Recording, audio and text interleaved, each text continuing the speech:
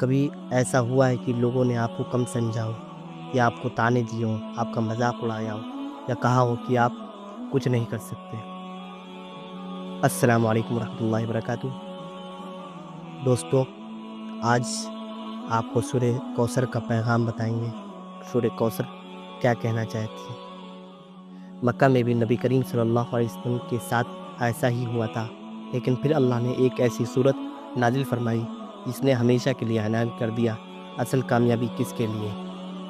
سورہ کوثر کا پیغام یہ ہے کہ سورہ کوثر قرآن کی سب سے چھوٹی صورت ہے، لیکن اس کا پیغام بہت بڑا ہے۔ جب دشمنوں نے نبی کریم صلی اللہ علیہ وسلم کو طعنہ دیا کہ آپ کی نسل ختم ہو گئی اور آپ کو ابتر کہا گیا، تو اللہ نے فرمایا کہ ہم نے آپ کو کوثر عطا کیا ہے، یعنی بے شمار نعمتیں اور عظیم خیر دیا۔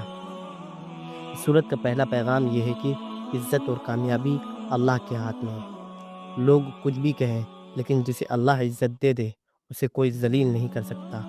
دوسرا پیغام یہ ہے کہ جب اللہ نعمت دے تو شکر ادا کرو، اسی لیے فرمایا اپنے رب کے لیے نماز پڑھو اور قربانی کرو، یعنی عبادت کے ذریعے اللہ تعالیٰ کا شکر ادا کرو۔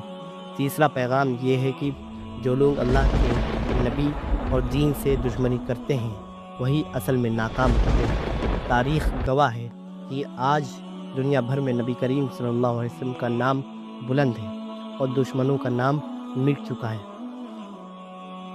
آج کے دور کے لیے سبق یہ ہے کہ اگر لوگ آپ کا مذاق اڑائیں، آپ کو کمزور سمجھیں یا آپ کی نیکیوں کو نظر انداز کریں تو مایوس نہ ہو، اللہ دیکھ رہا ہے اور اصل کامیابی وہی دیتا ہے۔ بے شک سورہ کوثر ہمیں سکھاتی ہے اللہ کی نعمتوں پر شکر کرو، عبادت کو مضبوط رکھو اور لوگوں کے طعنوں سے دل چھوٹا نہ کرو۔